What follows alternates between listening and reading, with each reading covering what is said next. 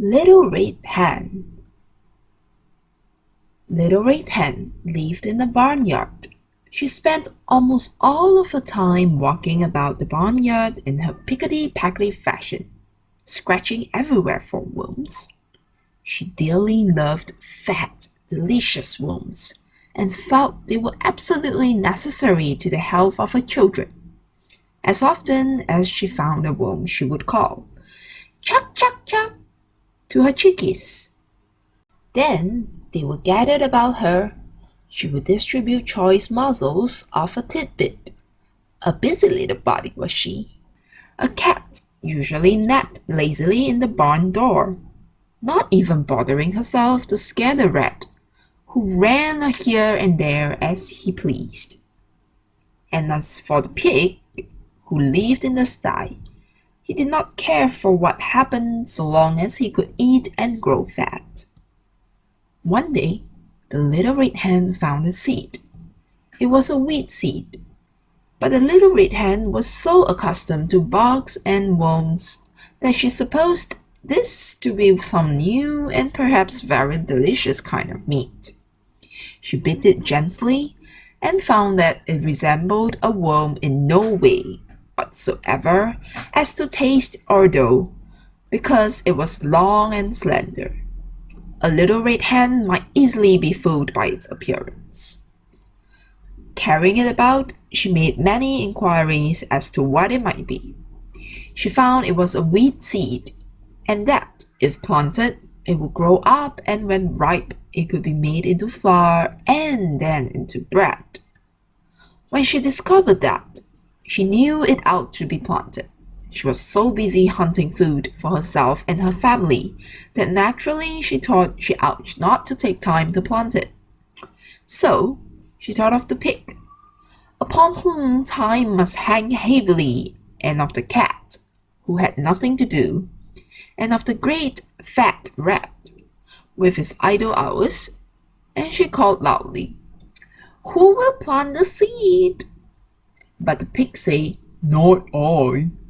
And the cat said, "Not I." And the rat said, "Not I."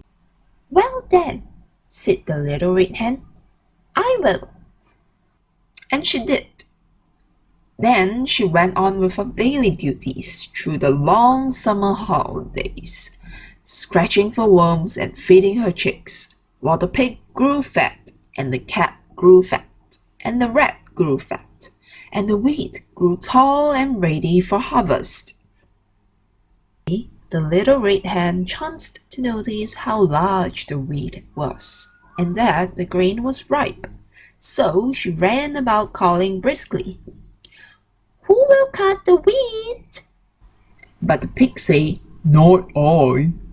And the cat said, "Not I." And the rat said, "Not I." "Well then," said the little red hen, "I will." She got the sickle from among the farmer's tools in the barn and proceeded to cut off all of the big plant of wheat. On the ground lay the nicely cut wheat, ready to be gathered and threshed. But the newest and yellowest and downiest of Mrs. Hen's chicks set up a peep, peep, peep, peep, peep, peeping in their most vigorous fashion, proclaiming to the world at large, but most particularly to their mother, that she was neglecting them. Poor little red hen! She felt quite bewildered and hardly knew where to turn. Her attention was sorely divided between her duty to her children and her duty to the wheat, for which she felt responsible. So again, in a very hopeful tone, she called out, "Who will thresh the wheat?" But the pig said, "Not I." And the cat said, "Not I." And the rat said, "Not I." The little red hen, looking, it must be admitted, rather discouraged, said, "Well, I will, then." And she did. She had to feed her babies first, though, and when she had gotten them all to sleep for their afternoon nap, She went out and threshed a wheat. Then she called out, "Who will carry the wheat to the mill to be ground?" Turning their backs with snipey glee. The pig said, "Not I." And the cat said, "Not I." And the rat said, "Not I." The good little red hen could do nothing but say, "I will then." And she did. Carrying the sack of wheat, she trudged off to the distant mill. There she ordered the wheat ground into beautiful white flour. When the miller brought her the flour, she walked slowly back all the way to her own barnyard in her own pickety-packety fashion. She even managed, in spite of her load, to catch a nice juicy worm now and then had one left for the babies when she reached them. Those cunning little fluff balls were so glad to see their mother. For the first time, they really appreciated her.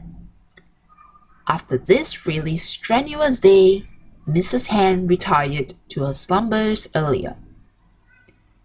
Indeed, before the colors came into the sky to herald the setting of the sun, her usual bedtime hour, she would have liked to sleep late in the morning, but her chicks, joining in the morning chorus of the hen yard, drove away all hopes of such a luxury. Even as she sleepily half opened one eye, the thought came to her that today that wheat must somehow be made into bread. She was not in the habit of making bread, although, of course, anyone can make it if he or she follows the recipe with care, and she knew perfectly well that she could do it if necessary. So after her children were fed and made sweet and fresh for the day, she hunted up the pig, the cat, and the rat. Still confident that they would surely help her some day, she sang out, "Who will make the bread?" Alas, for the little red hen, once more her hopes were dashed. The pig said, "Not I." And the cat said, "Not I." And the rat said, "Not I." So the little red hen said once more, "I will then." And she did, feeling that she might have known all the time that she would have to do it all herself. She went and put on a fresh apron and spotless cook's cap. First of all, she set the dough, as was proper. When it was time, she brought out the molding board and the baking tins, molded the bread, divided it into loaves, and put them into the oven to bake. All the while, the cat sat lazily by, giggling and chuckling. And close at hand, the vain rat powdered his nose and admired himself in the mirror. In the distance could be heard the long-drawn snores of the dozing pig. At last, the great moment arrived. A delicious aroma was wafted upon the autumn breeze. Everywhere the barnyard citizens sniffed the air with delight. The red hen ambled in her pickety-packety way towards the source of all this excitement. Although she appeared to be perfectly calm, in reality she could only with difficulty restrain an impulse to dance and sing, for had she had not done all the work on this beautiful, wonderful bread. Small wonder that she was the most excited person in the barnyard.